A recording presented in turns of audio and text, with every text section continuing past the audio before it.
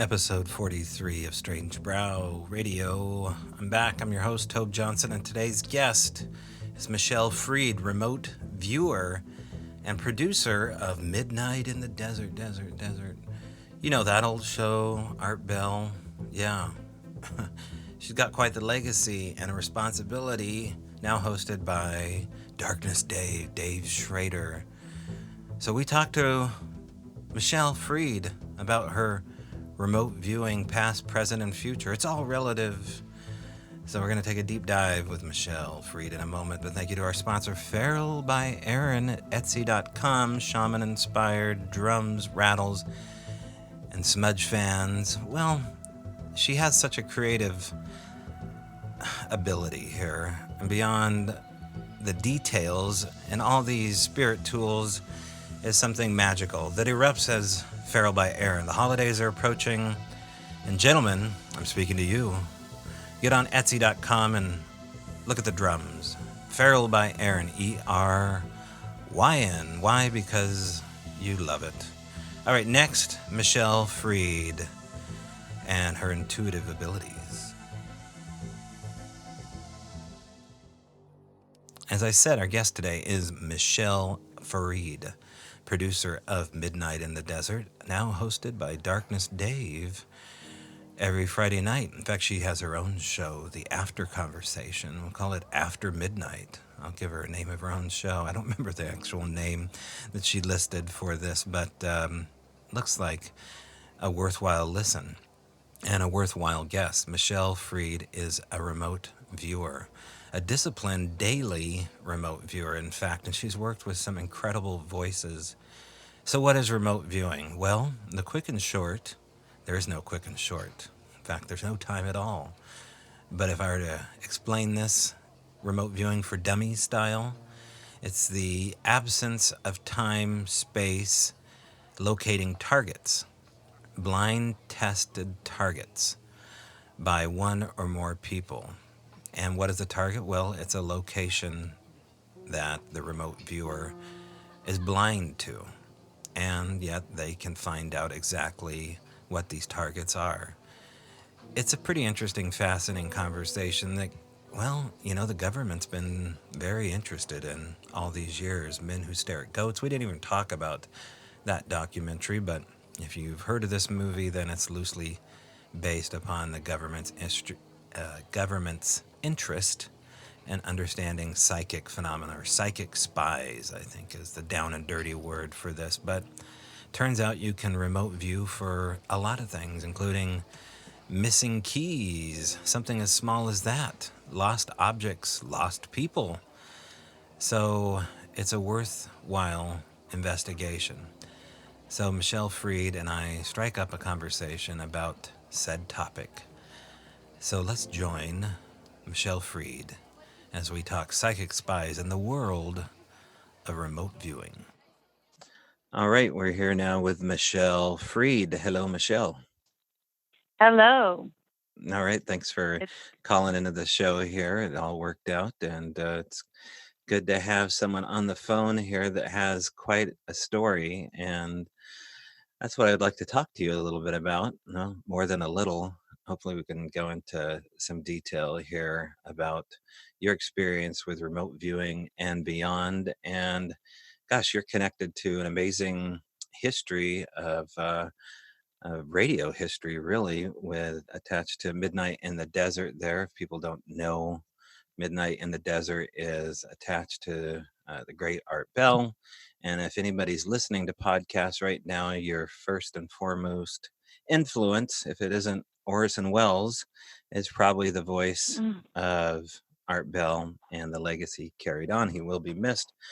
But now you're the producer for Dave Schrader's show, Midnight in the Desert. And is that also connected through Dark Matter Radio as well? yeah. So Keith, who runs or owns Dark Matter Digital Radio, started it with Art Bell when he left Premier Radio. So when he retired from Coast to Coast, he decided to work with Keith, and they started Dark Matter Digital Radio, and then the anchor was Midnight in the Desert, and And so, yeah, they had kind of they worked together to create it. Right. And I mean, I was such a junkie for art and his voice that when you said that Keith was roaming the halls when we first talked there, I remember Art mentioning Keith. And so if anybody's listening and then you remember Art Bell's conversations about Keith being the webmaster that was constantly trolling the hallways, that he's still around, so there's still a little bit of legacy He, there, and he's a good guy from what yeah. you've told me. He's a good guy. Yes, he. I guess they used to call him Evil Keith, and when I first started working there, I actually was intimidated and thought he really was Evil Keith. But then after I got to know him, I realized that he is not even close to evil. He's a great, great guy, and I think I'm starting to learn that probably people that call him evil is Mhm. because he is a businessman and he doesn't always say what people want to hear. Right. And so it's kind of like a parent talking to their kids, like a parent knows what's best Sure. and the kid doesn't want to hear it. So they have a tantrum and they call their parents evil or whatever they call them. So, but yeah, he's a good guy. Yeah, well, we'll And come. it's, Go ahead. yeah, okay. No, I was going to say it's really great to. I have a really good team. I really like. It's really great to have a job you love. Yeah, yeah, no, that's fantastic, and we'll come back and talk a little bit about Dark Matter Digital Network and Midnight in the Desert here at the end of the show because I have some specific questions about that. But I want to know more Okay. about Michelle and how you got inside the world, and it sounds like pretty entrenched in the world of remote viewing. In fact, you teach courses and classes here. I've been reading about the butterfly effect and some of the Sunday. 12-week courses that you teach. But let's talk about Michelle as far as how you began looking down this road in general. Did you grow up around the world of what we'd call the secret schools? How did this all start for you? Well, it all started with my best friend from high school, and we continued to stay in touch. And at a certain point in my life, I decided that I wanted to take my kids on a road trip. And so we took the summer, so it was about 8 or 9 weeks, and we packed up the car with a GPS, and we just drove to the West Coast. And throughout that trip, I scheduled that I would meet up with this friend. Her name is Deborah Lynn Katz, and she is the author of 3 books on psychic development, and she also teaches classes. And so I went to visit her. I was, just a stay-at-home mom, just doing my thing. And she said to me as I was leaving the visit, "You have to take one of my classes." She's like, "You're very intuitive and you have to take a class."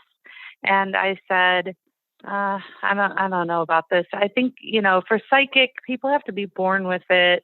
And she convinced me that everybody has it. So I said, all right, fine. What will it hurt? It'll be fun. So I took her class, and as the class was going, you're on the phone, you can't see anybody, and she really kind of teaches you a couple tools, and then you jump right in. And we would take turns reading each other, but we didn't know very much about each other in the class because she would be talking, so it wasn't like we were socializing or anything. And so week after week, I was doing these readings and having knowings about certain people that I couldn't explain. I kept making excuses how I could know it, but some of the information was really specific. And I would get images and pictures in my mind. Some were symbolic, some were actual. And I got to a point where it was exhausting to try to explain this away. I guess I would call myself a skeptical believer. I walk into it like, all right, change my mind about this, Mm-hmm. And so one of the classes, she said she was into remote viewing, and she's like, we're going to do something a little different today. And so she taught us a little bit about it, just a little taste. And the idea of remote viewing, I don't know how much people know that listen, is that you're completely blind to whatever the target is or whatever we call the secret question. So we have behind the scenes, we create a secret question, and it could be a location, it could be anything. It's kind of surrounded by an intention.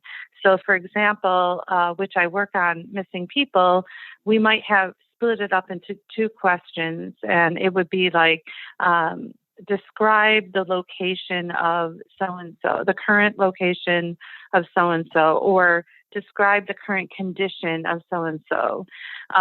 And so, as you can see, that question is very specific.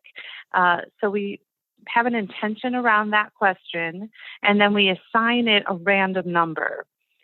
The person who's the viewer only sees that number. They have no idea what the question is or what their mission or project or anything. So we have no idea. So that's what she did. So she just gave everyone in the class, she just shouted out a random number. I wrote it down on a piece of paper. And as I was writing it down on the paper, I sneezed. Now, I don't have allergies. It was just a random sneeze. And I continued to do my session, and I was feeling like I was near a garden and there was this and that and plants, and I saw like a white picket fence and all that. It turned out that the target was actually a tomato plant. They were doing a research project, and a scientific research project where they took tomato plants and they injected one of the plants with a virus. And they wanted us to, so she just had in mind one of the plants that had a virus, and then that was a number. So she wanted us to do a session to see if that plant had a virus or not, to kind of test us. And so I got a taste of remote viewing in that way, and I felt like I did a really, really good job, and I felt like it was very much aligned with me. And I wanted to know more. So I just kept training. And as I was training, it led me to some of the ex-military guys. So Joe McMonagle, Lynn Buchanan, Russell Targ, all are my teachers. And my favorite teacher, I love them all, but my favorite is John Vivanco, because he is more, represents the future of remote viewing and where it's going. And doing some cool stuff like Bigfoot and UFOs, and along with other serious counterterrorism and things like that. So we've done all sorts of projects like that. And so, yeah, that's kind of like the start. Right. So, yeah, previous to meeting Deborah, you had no experience even dabbling with your intuition? Well, I was, no, actually, right. I didn't. No, I did nothing. Um, I was just going along my life, and I didn't even have weird dreams. I never had an outer body experience that I was aware of. But over time, since I kind of like woke up, as you could say, I realized that certain things in my life, I was doing these things. I just didn't get it. Mm-hmm. They were kind of natural courses of life that I didn't really pay attention to, because I think people nowadays are just focused on moving forward and, Mm-hmm. Wake up, go to work, eat your meals, go to bed, wake up again, do it again. And I wasn't really paying attention to these things that were happening all the time. And since this was kind of the catalyst that woke me up, I guess you could say. And now so many synchronicities and magic. I tell my kids all the time, life is magical. Everything is magic. And, whenever something happens, I just reinforce it. Do you see it's magic? And it's, you have to just be awake to see it. Otherwise, it just passes by. Right. These other things that you mentioned that you just kind of slipped by you before you met Deborah. Things like what? Things like intuition. Things like what? Deja vu. Would you have Mandela effect things happen that you, looking back, were signatures? Um, they were kind of, there were actually more things like um, saying thing, saying things that I had no idea where they came from. I guess it was kind of an innate knowing of things where I just knew things. Like I always knew in the right time what to do. Like if my kid was sick, um, and for example, I had one of my kids was very sick, and there was a certain point we had to go through all sorts of tests for a whole year, and at a certain point, my knowing said, "Stop. He's okay." These kind of natural things that people take for granted that's intuition. Knowing that I stopped listening to the doctors because we would have been going on and on. I just knew he was okay. And I just put a stop to it. And that isn't like me to do. I question everything, but it's like, I call it the sweet spot. It's that moment where you really don't care what anybody else says or thinks. You just have a knowing that this is right. And this is the magic. That's the magic moment, the sweet spot. And and then there's also different synchronicities where things are met, but if you're sleeping, you don't see them. They just pass you by. So actually, this is a cool story. How I got the job at Midnight in the Desert is one of these magic moments. I was going through a divorce and I was an at-home mom, so I had to start working, and my background's in marketing. And I was just trying to get my feet wet in the world. And several of my friends in the remote viewing world wrote books, and I wanted to help them out and get gigs, radio gigs or TV gigs. So I took it upon myself to call different radio shows and just kind of pitch them to get them on. So I came across Midnight in the Desert and Art Bell, and I thought, go big or go home. And I called him up and I'm like, hey, I got this guy for you. And I talked to the producer at the time for an hour, and he was just really blown away about John Vivanco. And he's like, all right, let me talk to the host and let we'll get back to you. I said, okay. So time was passing. I think a month went by, and I thought, gosh, I'm going to have to work for this. And I was going to follow up. And then it was in October, I got a phone call from Heather Wade, who ran the show when Art kind of took a break. She called me up and she's like, hey, I'm so sorry we didn't get back to you. I lost my producer, and but I really like your guy. And something came over me. I have no idea. It was just, I didn't even think about it. The words hire me came out of my mouth. It wasn't a thought. It was just magic. And I said, hire me. And she's like, huh? I said, hire me. And she's like, well, let me, okay. She was dumbfounded and desperate. And I took advantage of this moment. Like, I can do this.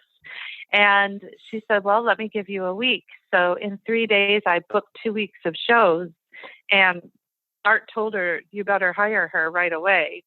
And so that's how I got the job. And then on top of it, earlier in the day, she told me this later, that she was interviewing somebody for the job, and the person she was interviewing kept calling her Michelle.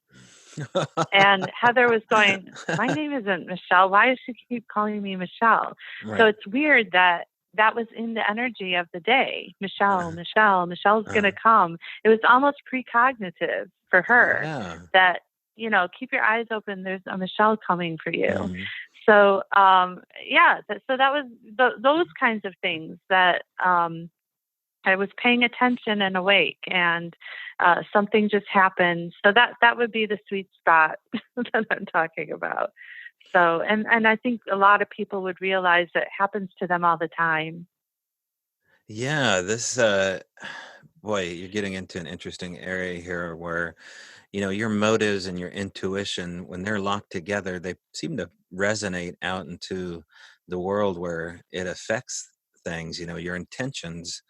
I always try to tell, my listeners that they need to understand time differently, but if your intentions Mhm. are unpure, they seem to be rejected by the universe. Does that help in the world of remote viewing? Everything is about intention. That is the biggest thing I learned in remote viewing.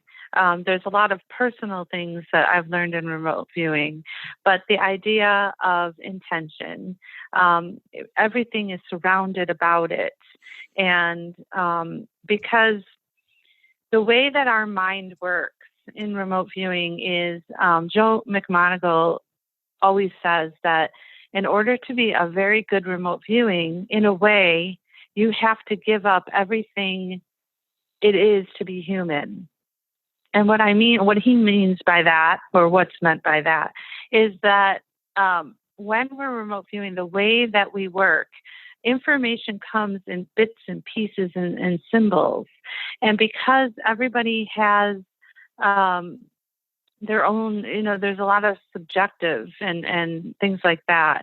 So, and to make an example is, you just don't know how people see things because everybody's different. So I am also a hypnotherapist, and I was working with a client, and I was inducing her into a trance. Oh, we were doing a past life, um, a past life, and I have to take them pretty deep.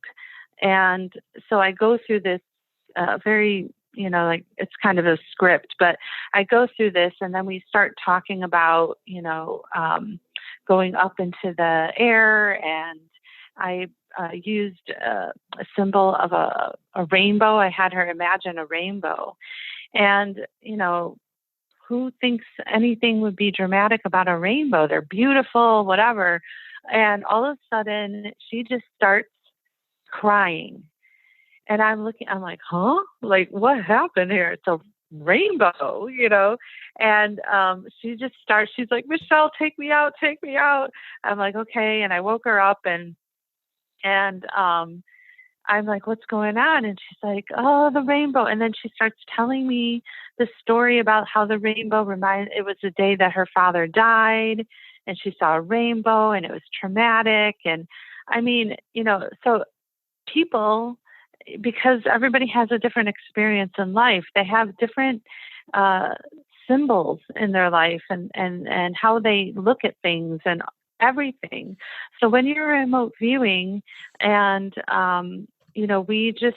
we keep things down to a very low level description, very low level. So if something is a bottle, we don't call it a bottle. If something, this kind of very popular example that we use, and it's a great way to drive the point, is if I had an apple and I asked you to describe it, and normal things that people say are red, shiny, round, curved, things like that. And then what if I told you that the target's actually a fire truck?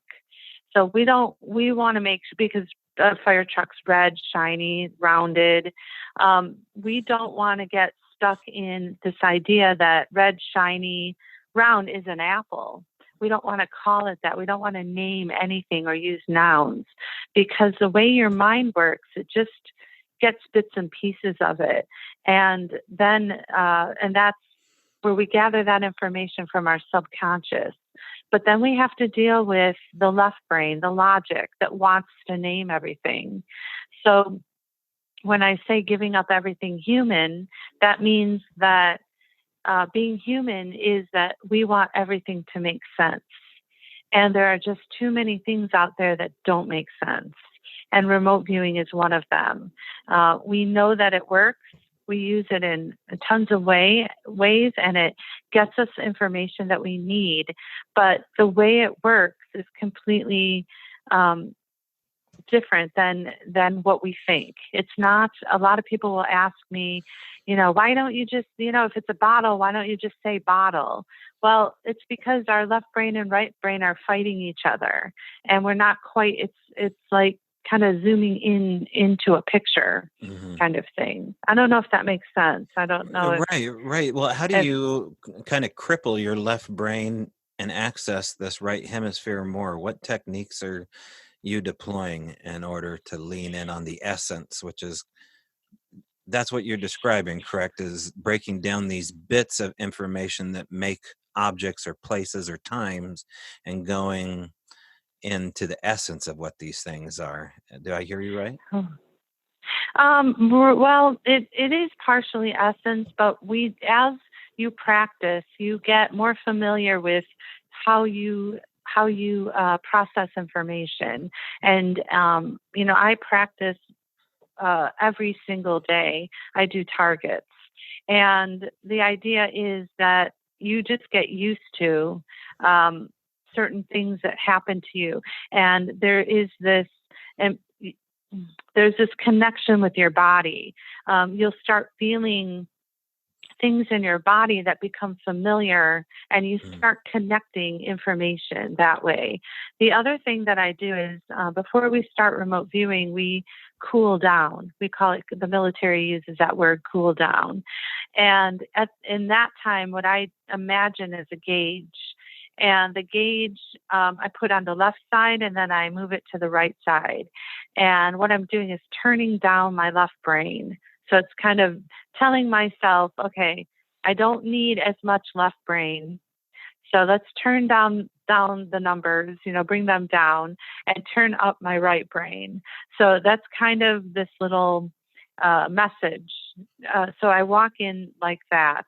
The other thing is that we just, all the techniques that we learn, because you have to take classes to learn how, you just have to be okay with things that don't make sense. Things that don't, I teased all the time, Michelle, you want everything to have a little bow on it. Everything has to be nice and perfect, but it's not. It's a messy thing. And your job as a remote viewer is just to report what you get. The job of the analysis is his job or her job is to make sense of what you get. So, and I'll give you another example. We were working on a project, and the target, now I'm just going to remind you that I had no idea what the target was, but for the sake of the story, the target was a disaster that's predicted to happen in the Canary Islands. And I guess it's predicted that there's going to be something going on there. So this was kind of a practice target we were doing. And on one of my pages that I was working on, for some reason, and this is what's so funny about how our mind works, I drew a picture of a bird, and I wrote the word canary. So your mind, it's like your subconscious, my subconscious knew that we were talking about Canary Islands, but how it got translated in my head was a bird, canary bird. Because in life, like when someone says Canary Islands, I kind of do think of a canary bird because of the word. So it kind of manifested its way into my session. So that's kind of, so you don't want to get stuck, you don't want to get stuck with that. So on your paper, you would kind of say, okay, canary, canary bird, but you want to forget about that and just continue doing your session, because you don't want to start building up a made up story based around a canary bird and then start, going Right. in that direction. So yeah, it takes practice. Oh, so what is the name of the person or people that hold the target, that know the target, that have the target? What are they titled as in a remote viewing group? So usually, I guess I would call them a manager, the project manager, that person. Okay, so the project The manager. tasker. They could also be called the tasker. Okay. Yeah. So the tasker has the target. They know certain things that you don't know, but they want to delve deeper into these targets to find out information that they can't know, that they want to know. So how does that work? How do you go beyond the target? So, well, there's several. You can do a session by yourself, or you can have a monitor.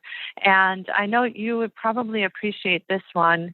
A tasker gave me a task, and at this time, I had a monitor. And the monitor position is very, very important. And they have to be very, very careful because they cannot lead you. So, what we like to do is have the monitor blind also. So when I was working with the monitor, they did not know the target and I didn't know the target. And then, so there was a third party that gave us tasking.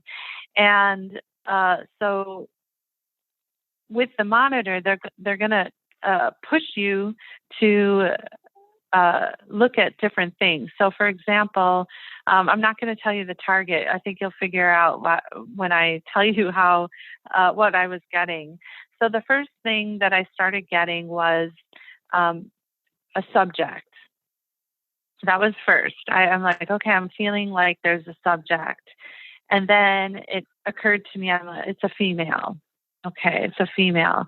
So my monitor said, okay, I want you to stand up, because a lot of times in remote viewing, we like to embody the target, and that's like a whole nother thing to talk about. But we get a lot of information about things from your nervous system.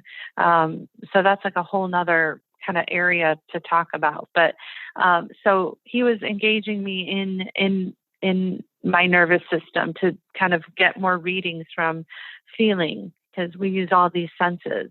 And I'm like, okay, I'm standing up. And as I was standing up, I felt like I was humongous.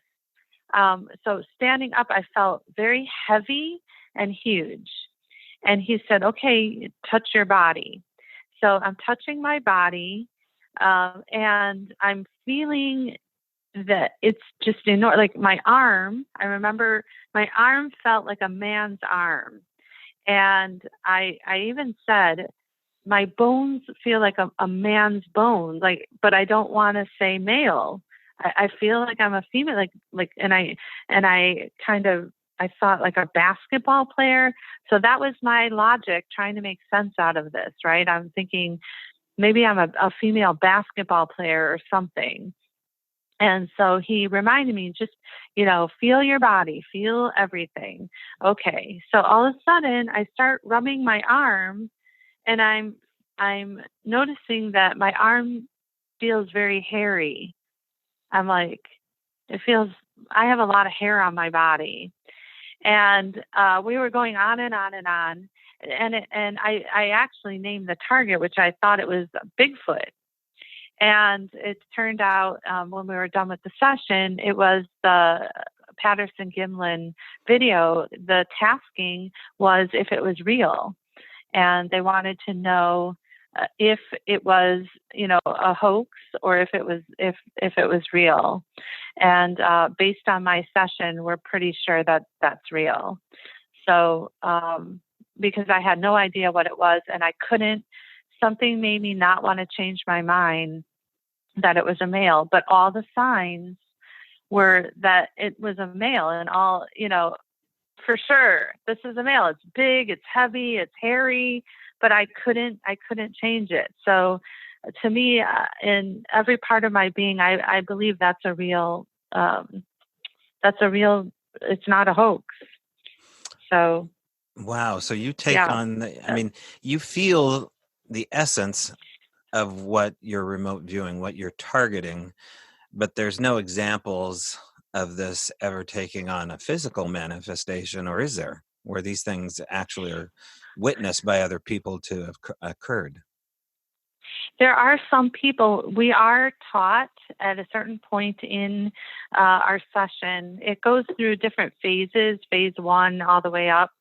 And there are certain points when you're really deep into your session where you can blend with the target. So there have been times where we're doing an alien, and the people I work with, I know this is crazy coming out of my mouth. Yes, we remote view aliens. Um, but what we do is, I know that the people I work with are always giving us benevolent, and Mhm. I feel safe. But I wouldn't work with somebody I didn't know, because I don't know what they would target. That's really how powerful remote viewing is, and you don't want to not be able to trust your manager or the tasker. But yeah, we blend with the target. You can also blend, or yeah, you can blend with actual objects too. You can put your body in the position of, a bookshelf, and then just kind of get more information that way. It reminds me of, I used to direct musical theater, and one of the exercises we did, Stanislavski's method of acting, which meant that you become the object, and then you act like the object. So it's kind of like that too, where um, if I'm a bookcase, I touch it, and it's hard, it feels wooden. I can knock on it. Put your hand through it. There's a hole. It's solid. It's hollow.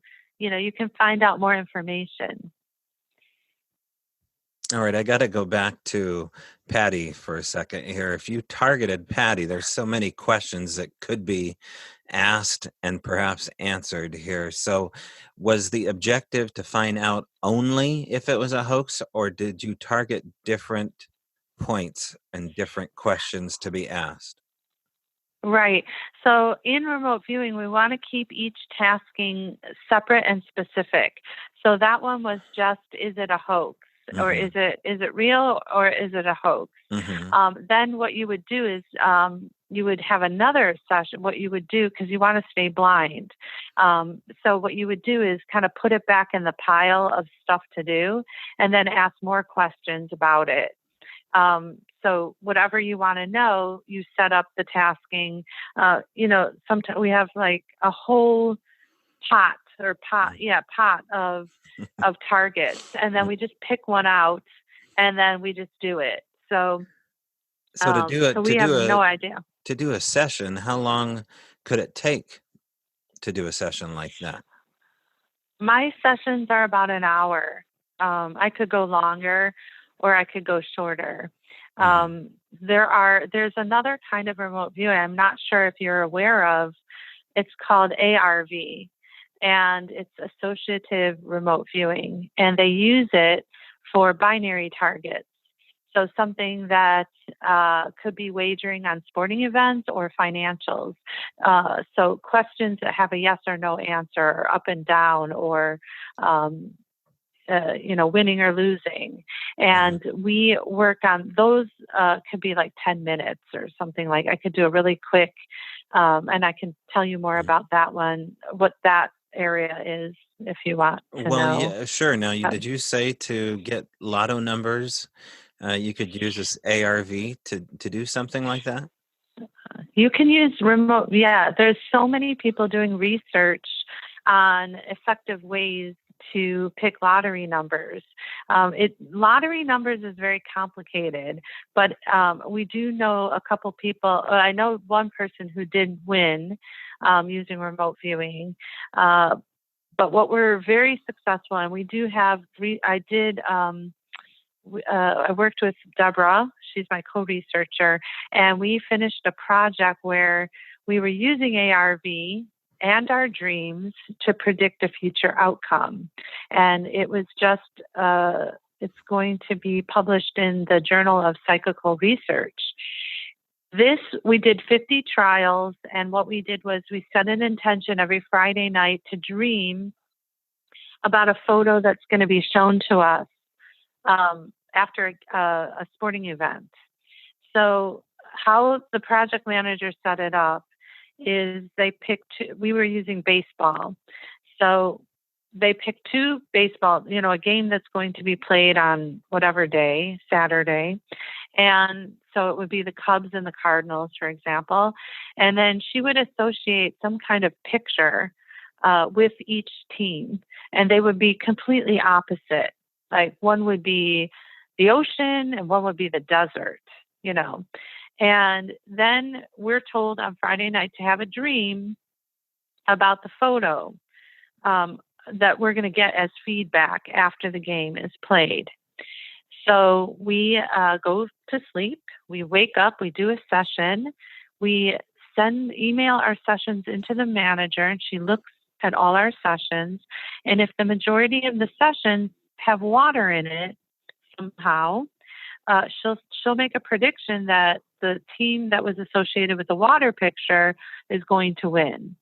And so then she places a bet, puts money. I think she does. I don't know if you've heard of 5 dimes, but she'll place a bet with 5 dimes. We bet like $1, $5. It was just for research. We weren't looking to win millions. Of course, that would have been nice because we did really well. So then the game's played. Cubs win. They send us the picture of the water, so that's our feedback. And so essentially, what we're doing is our subconscious is going into the future, and we are remote viewing the picture that happened in the future, and we're remote viewing it in the past. And so to close the loop, they'll send us the feedback, and then we just study that picture. So it's like sending information back. So I think it was like a 62% hit rate on that. So it was a significant research. It's something we don't know how this is all happening, but we know it is happening, and lots of people are doing research on it. So that's just one example. So the more, just like a sport, the more you practice this, the more accurate you are. Is that correct? Yeah, it is like a bell curve because you can get burnt out too. So, there are some people that believe you cannot get better, but I know that I have gotten better. So, there's just, I don't know. I believe you can. You keep practicing at anything in life and you get better at it. So you just start to learn who you are, and it's so unlimited what remote viewing can do. We've experimented on personal things. Somebody tasked me. I was moving from Chicago to California, and I didn't know this, and they tasked me on the house or the place I'm going to end up living in California. And so here I'm doing my session and getting this, kind of area, and it was like water and mountains and all this stuff. And so then I found out that that's what I was remote viewing. And it was about probably 6 or 8 months before I moved. I completely forgot that I did that session. And I came to California, and I was living with cousins and had no idea where I was going to live. So I got here and I'm looking around, and it was really hard to find something. Finally, I found something and moved in, and this person who tasked me said, "Oh my gosh, you should go look at that session you did." So I did, and it was incredible because in this session, I had 2 mountains and then water nearby. in a certain way, like I drew a picture. And if you take that picture and you look at where I live now in the distance, Mm-hmm. it looks the same. It's like, what? I can't believe I did that. That was Right. crazy because I live in between two mountains and there's like a lake nearby. So it was crazy. Yeah, that was awesome. I want to dig into intentions a little bit more. Uh, I think it's such an important part of this whole thing, and it sounds like you do too, not only to focus in your intentions on a target, but your intent in general. Michelle, if you actually believe what you believe to be really real, i.e., remote viewing, your intentions in everyday life will be affected by the work that you're doing. And it couldn't help, I would think, to make you a more authentic, real person experiencing truth in general 24/7. Because if your intentions are slightly off, then I mean, our motivations are to slightly lie to ourselves and others all the time, but you cannot do that. So, how has this affected your worldview? Okay, so an everyday experience that can happen to anybody. They can be small or big. And this example is a small everyday thing. My daughter bought a car and the inside was filthy and the seats were um, just stained and there was dust and dirt and it was stinky. And she only had a certain amount of money to have it cleaned or detailed. And she called all these places and they said it was going to be close to $200 to do all this work. So she compromised and decided, okay, I'll just do what I can afford. So we went to the place and she originally was going to just pay 18, and then of course they talked us up to the $50 deal where they would just vacuum and kind of wipe down everything. And so she said okay. And so we left, got a cup of coffee, and we came back and I I noticed inside it wasn't really done well. And my mind thought, you know, there's like a lot of cars here and they're busy and this and that. And I just kind of said, I'm just throwing it out. Like I just had this understanding and love, and I was not mad. I was perhaps a little disappointed. And I called the guy over and I said, hey, there's still some dirt in here, um, and basically, can they just come and do a little more? And the guy's like, oh, hold on 1 second. And he calls the guy over. He says, hey, I want you to do this car. Give him the work. And he ended up giving us a $200, detail, and it was only 50. And he wouldn't even take a tip from me. I was trying to give him a tip for helping us out.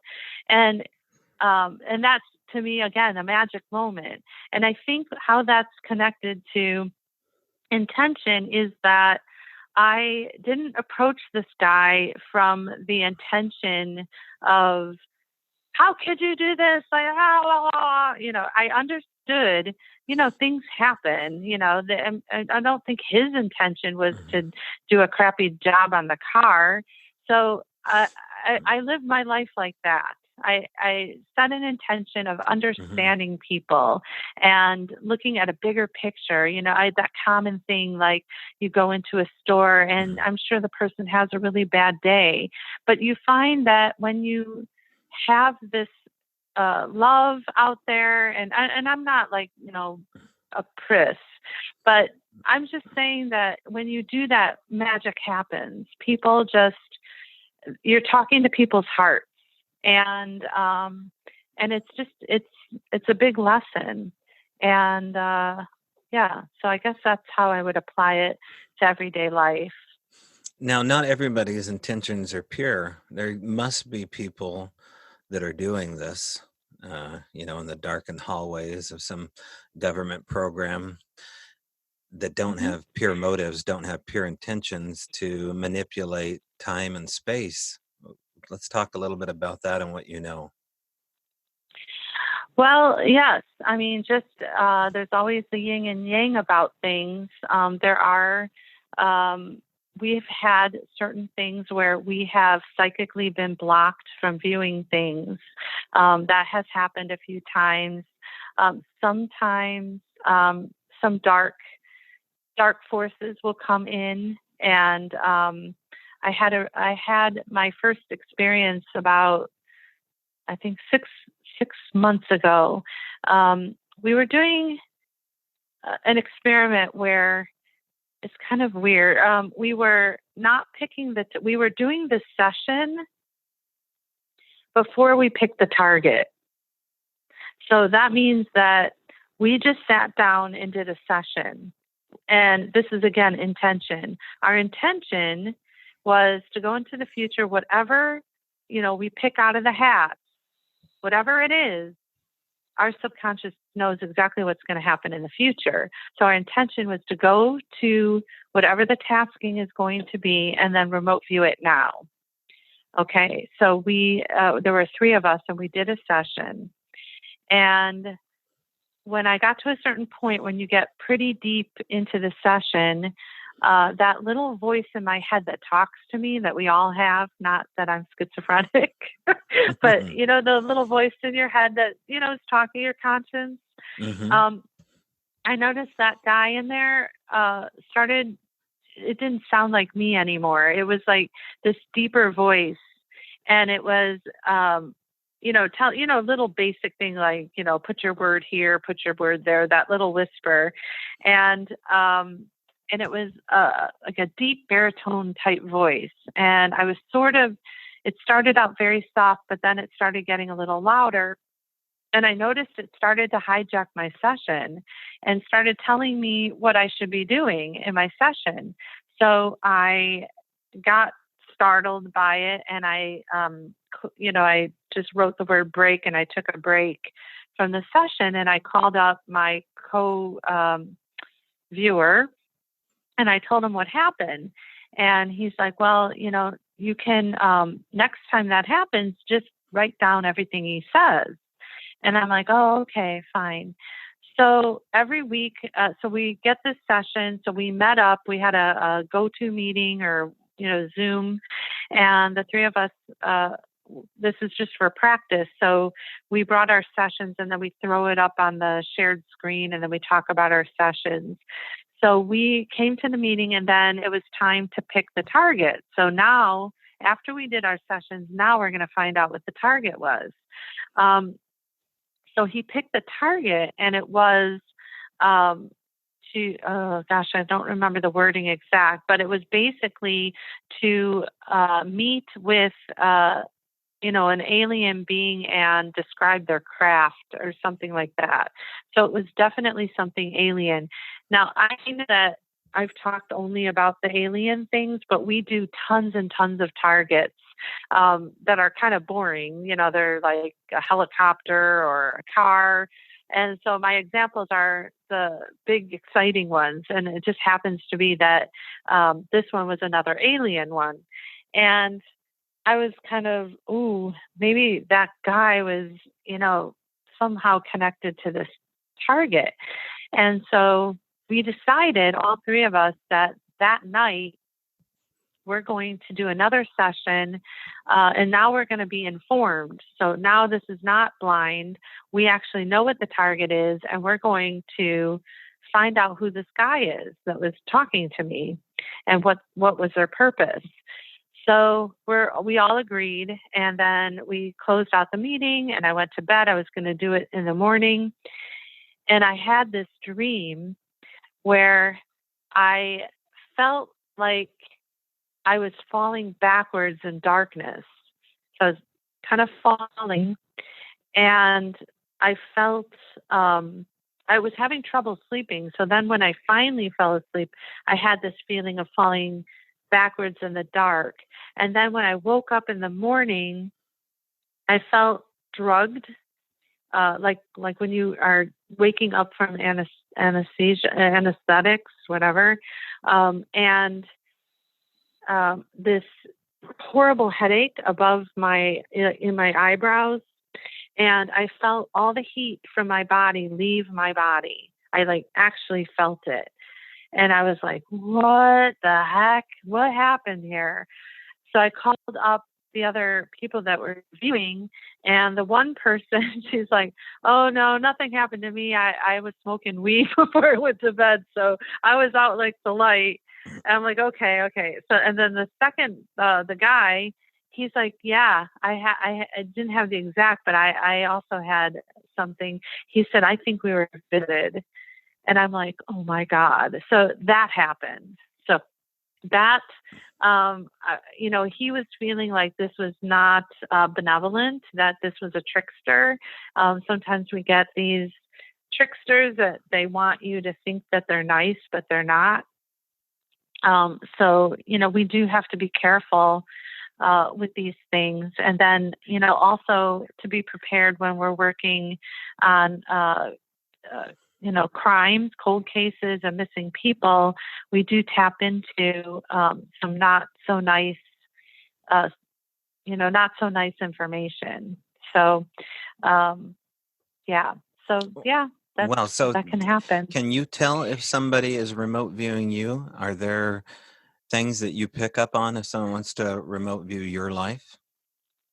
I'm not sure. I've had some things working with the radio show. There are times when I can feel like a bunch of eyes looking at me, but I can't specifically say if I'm imagining it or not. Mm-hmm. But because yeah, sometimes we'll do it, especially it's being a live show. Sometimes I can feel people hearing the show. Keith and I do a show on Friday nights after midnight, and there are people listening, and I sometimes can feel them listening. I know it sounds weird, but Mm-hmm. that's probably. But in terms of actual remote viewing, I don't think I can put my finger on a specific example. I know that some people do claim that they can feel when someone's remote viewing them. But you're saying that when you remote view, something can get in the way between you and the target. So there's this door that you open, and other things, other entities, tricksters, whatever we're going to call them, can stick their Hmm. foot in there. Is that correct? Yeah, Okay. that's happened. Several people have expressed that has happened to them, and Mm. I think we had another session where we were. Um, guess the tasking was alien bases on the moon, and several people were blocked. They got to the certain point where they felt like they couldn't go further. They were just literally like blocked out, no information. So Wow. it does happen, and the thing, these are dramatic examples, but let me also tell you that there is a good side of remote influencing, which is this whole other area that isn't very popular, but it's remote healing. It's where we use remote viewing to help people in good ways. So that is also another aspect. Lynn Cannon has a whole protocol Mm-hmm. for he calls them med apps, and he teaches that for people, and it's very cool. And so that's my intention, is to stay on the Luke Skywalker side of things. Right, right. But there's this yin and yang to it, where there is the light and there is the dark. Right. And so when you set your intention around Mm. your sessions that, only good comes to me, that is also another place of intention. You just kind of have this foundation that I just want helpful, useful information that's not going to hurt me. Mm-hmm. And so far, that's all I'm getting. I'm just getting helpful information.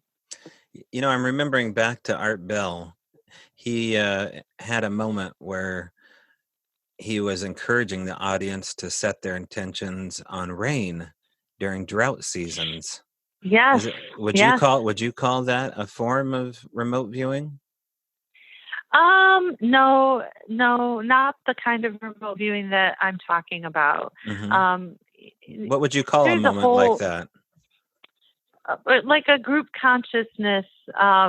Dean Radin does a lot of work with that. That is a group consciousness with setting an intention on one thing, and they've Hmm. done tons and tons of research on that with random generators all around the Hmm. world. Do you know about that research? Right. I think even, and Yeah. help me if I'm wrong regarding 9/11, I think there was a moment right before Hmm. 9/11 happened where a random generator did something interesting. Right. So what happened is, I think back in the 70s, maybe. I'm not sure the dates, but what they did was they put these random, I think they're energy generators, right? Random energy, REGs, all around the world. They didn't know what was going to happen. They just put them all around the world. And then after 9/11, they decided to look at them and see what happened.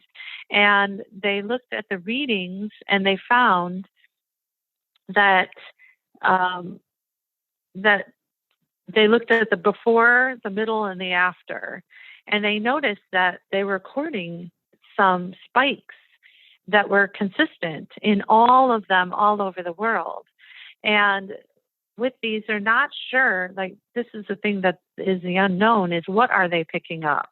Hmm. Some energy, they don't know where, but it is consistent with big, huge events that have happened in globally. And so everything is consistent. And so they're continuing to do this research on this. You know, when big things happen, they notice that the spikes and that the Hmm. readings start changing. So something's going on when the collective conscious is going through something. And they also used it in the power of prayer, where you get a lot of people together and their all intention is set on one, their focused attention on something. And then you can make things happen. So this collective conscience,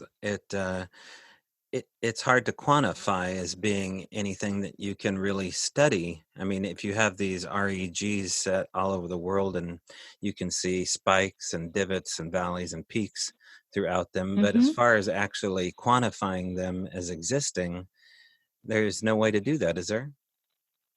Well, that's what the Institute of Noetic Sciences is working on. Hmm. So they have all these really, really good, enthusiastic scientists, younger people too, working on this and studying it, and all sorts of experiments that I'm not sure a lot of the world even knows about what these groups are. You know, legitimate. Not that other people are not legitimate, but PhDs that you would judge that aren't interested in these kinds of things, but there's Hmm. a whole group of people looking at these. There's the Ryan Institute, which is in North Carolina. John Kruth, who runs that, they're doing a lot of PK experiments,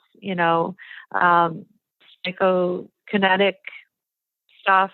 Uh, they're just all over the world. They're doing a lot of these things.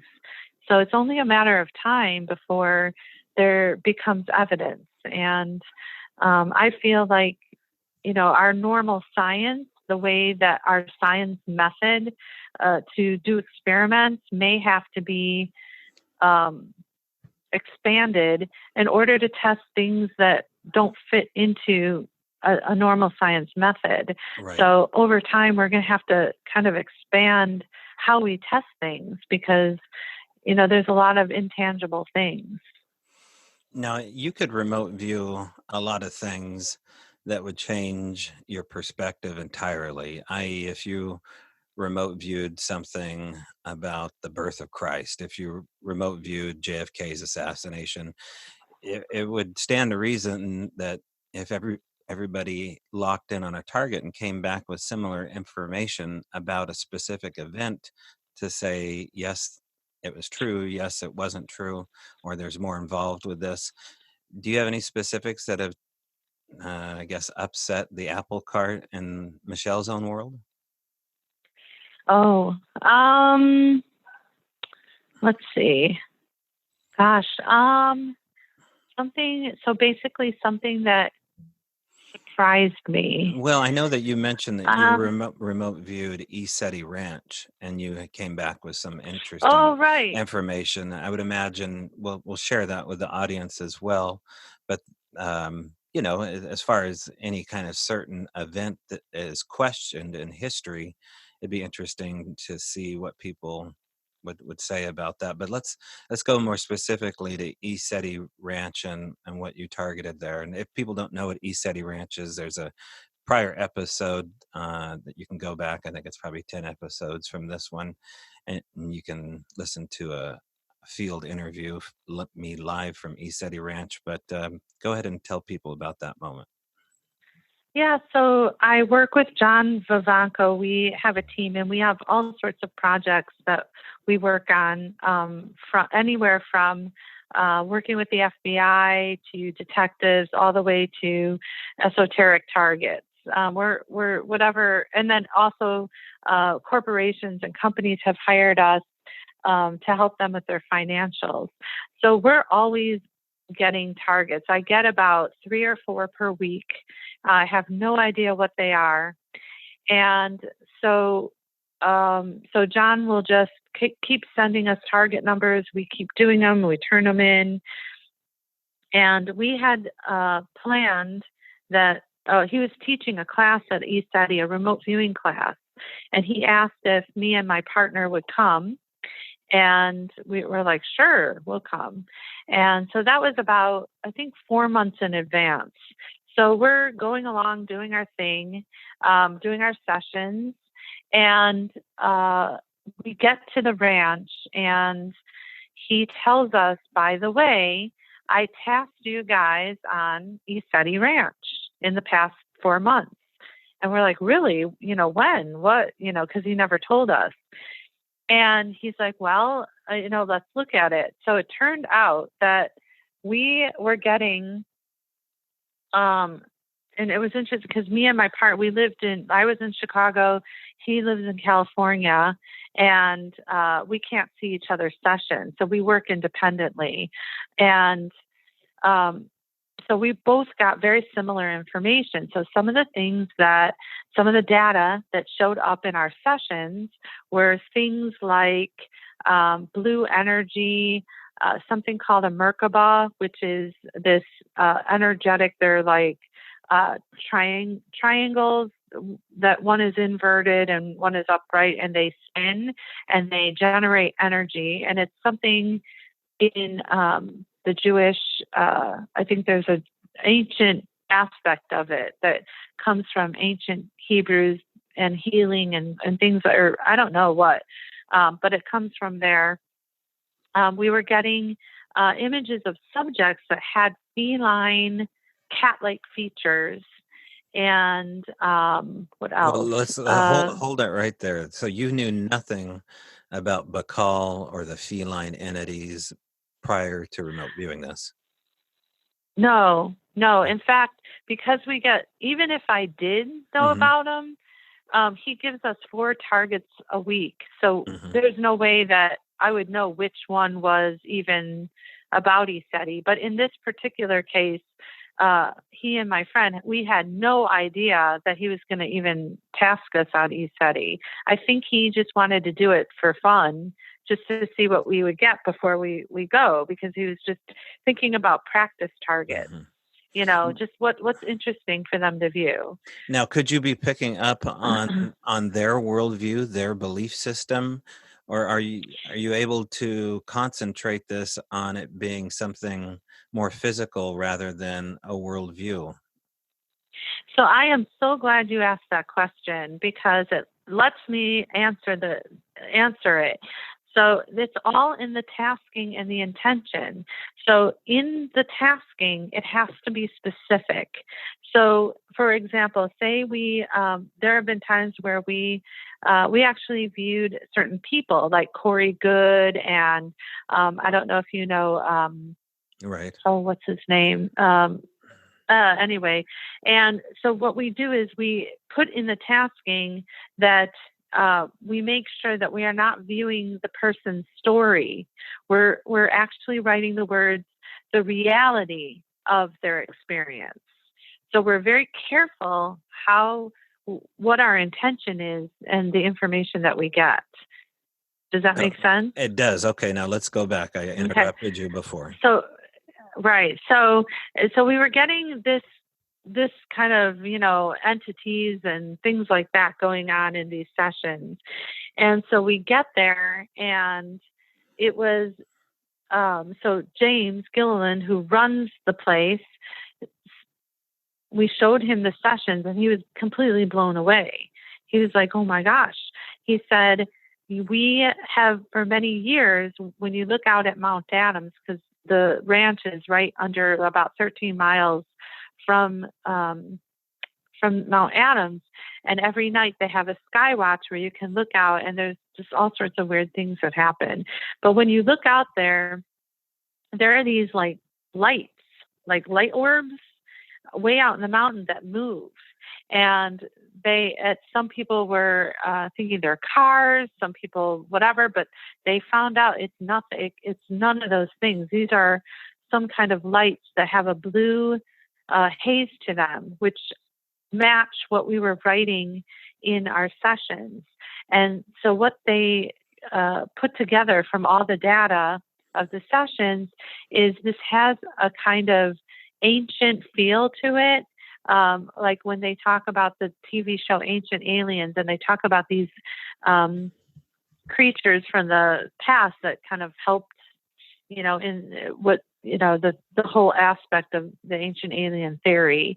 And they believe this is a connection to them. And these Merkabas are actually interdimensional crafts, and they're building them out in the mountain, and they go through some portal because we were getting evidence of a portal in our sessions too. So this information was so incredible that the show Ancient Aliens they did an episode on it. And we were on, it was called Transdimensionals or something like that. So if you want to see it, it was all about this incident. So it was quite amazing, because there's just no, when you understand how remote viewing works, you see like it's incredible, this information. No, and Yeah. you'd be curious to know that we're going to do a remote from that side of Mount Adams that faces East Ranch, where these whitish blue lights, mainly whitish little flashes, appear not only in the tree line but in the snow line. So you remote viewed those, and you came back with the actual data of experiences, not a belief system, which is really encouraging, because I was kind of leaning on the fact that these were anomalies that were physically explainable by mainly hikers. And that was kind of one of the conclusions that we walked away with last time we were there, after maybe the fourth trip there, but not the case. You feel as though this is something paranormal. Right. It's right. We also were, is it hikers, with the lights on their heads? Is it this? Is it that? But they have gone out there. And the area where we're seeing, there is not really a place for hikers to be. And at certain times of year, there are no hikers. In fact, the roads are closed, especially when there's snow. Nobody's even allowed to go up there. So there's not even, I don't think there could be cars there. So they eliminated all these ideas that, you could possibly come up with. And then you have these sessions, and then you have lots of people that, there's other people that have actually seen these feline things that come to them, and and also James feels like he has a connection with them, and the Palladians and all Right. these, kind of things there. So it's, it's, gosh, I wish there was more evidence of it, but for me, these Mhm. are the kinds of things. Just, Mhm. I can only say that the only way that people can understand how significant this information is if they remote view themselves. Then they can understand how it works. But two people that don't remote view, or that they think they know what remote viewing is, usually they come back to me and they're like, you don't know what you're talking about, it's so fake. But really, when you understand that you're completely blind, you have no idea what you're viewing, and then the data that you come up with is so aligned with the question. It's, there are so many times where I'm just like blown away. How did I do that? You know, so, and it could be anything. We don't cheat. There's no cheating in this. There's no reason to do that. Um, but that's why I do these remote viewing challenges, and Mhm. maybe in the future we could do a show where, or if you'd like, where I could teach people like some basic things, and we can have a target and have everybody remote view it, and so they can see what it feels like. Oh, that'd be To, fantastic. Well, yeah. let's just call this part one then. Looking over your website and looking over in particular one of your websites, youarepsychic.com and the effect. You teach courses on this. This is something that you do periodically, and it looks like you just finished up one not too long ago. Talk a little bit hmm about that in your 12-week course. Yeah. So, well, I have it. So I shortened it to 6 weeks. So I have to update that. But what we're doing, I'm training people how to do this. We use Zoom meeting with the shared screen. So I have students that come from all over the world, actually, and they join in the class. And each class, we kind of progress. We start in the beginning, the talking about where remote viewing comes from, and what it is, and then we jump right in, because I think that the best way to learn is to actually do it. So there's not a lot of me talking except for Hmm. explaining the next step, and then we just jump in and we start remote viewing, and it's just it's kind of like each layer goes on top of each other. So you work your way up.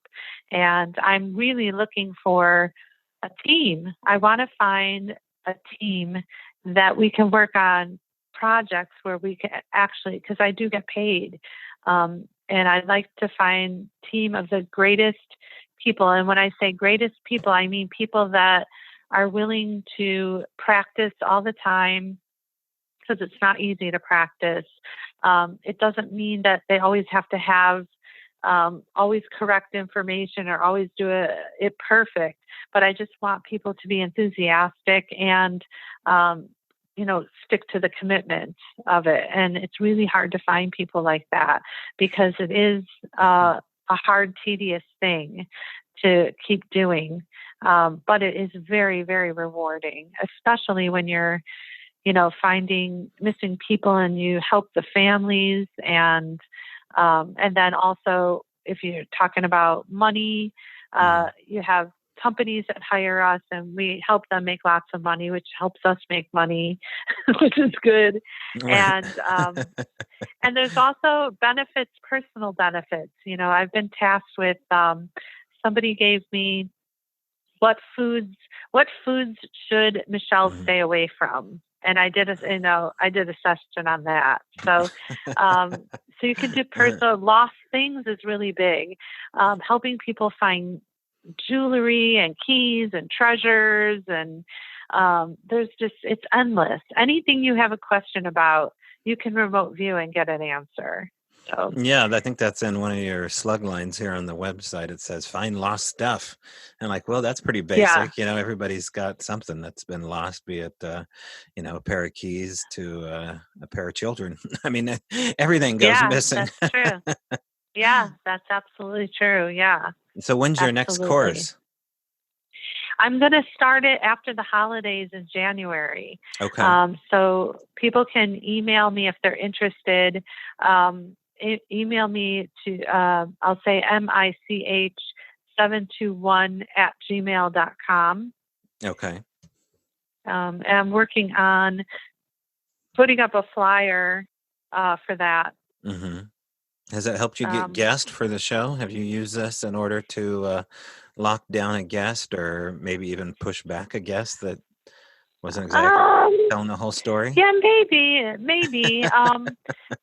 I did have a student in one of my classes that is a paranormal or they were all actually, I recall, they're all paranormal investigators, and they wanted to use remote viewing to find the backstories of some of these cases when they go into a haunted house and, you know, something appears to them, they can remote view to find the backstory of what happened here. Mm-hmm. So, and it helps them with their investigation.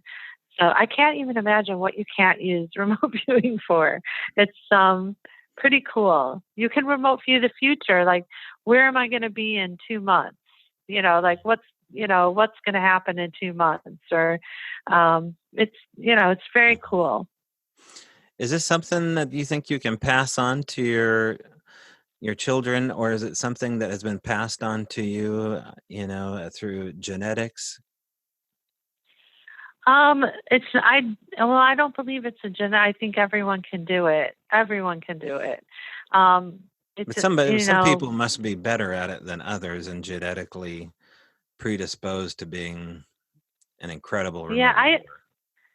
I I don't believe. I think it's all about um, your enthusiasm, your passion. You're willing to do it, to learn it. Um, I think we all have it. Mhm, It's that, like we were talking about waking up. It's a lot mhm, of people just go through their life and they miss their intuitive moments, or they mhm, don't like the word intuition or psychic. They like, some people that are in, what do they call, like, corporate world, and they're not very spiritual. If you say to them, what's your gut feeling? They can answer that. They'll be okay with that. What's your gut feeling? They're mhm, okay with that. But what are we really saying? What's your gut feeling? mhm, What is that really? If you think about it, your gut feeling is, well, what we talk about, your nervous system. That's where our senses come from. Your gut feeling that's everything we're using when we're remote viewing or doing anything psychic. So everybody has a gut feeling. And so if you have a gut feeling, you can remote view. It's that simple. and women don't do it better than men? That's not where the term women's intuition came from? No, I mean, no, I don't think. No, I pretty much feel like I don't think there's like I think men and women do it, uh, equally, pretty much. Mhm, I think that it's more your personality. Your personality kind of comes out in your session. So, for example, Deborah, my best friend, so if I receive an email from her, it is a novel because that's how she is, that's how she talks. Um, my style is I get to the point quick, maybe even too quick, you know. So my emails are like 2 sentences, and hers are like a novel. So when we both remote view, that's pretty much how we remote view. She mhm. can have 22 pages in her remote viewing where I would have 10. Right. So and there's nothing wrong. It's just, that comes out in remote viewing, how you are. If you're somebody who is a doctor, your remote viewing will be affected because that is what you're familiar with. So you will, um, your session may have more terms and vocabulary, or you may see something from that perspective. We also found that, like, people that are introverted, when we set up a practice target and say it's at some kind of public place, usually those people don't notice the people. They don't get the subjects in their session. But people that are extroverted always get to the people first. They're like, there's tons of subjects at that location. So those kinds of things will affect your session. So it's really good to have a team because then you can get more of a 3D image of what it is. Right. And yeah. Wow. Okay.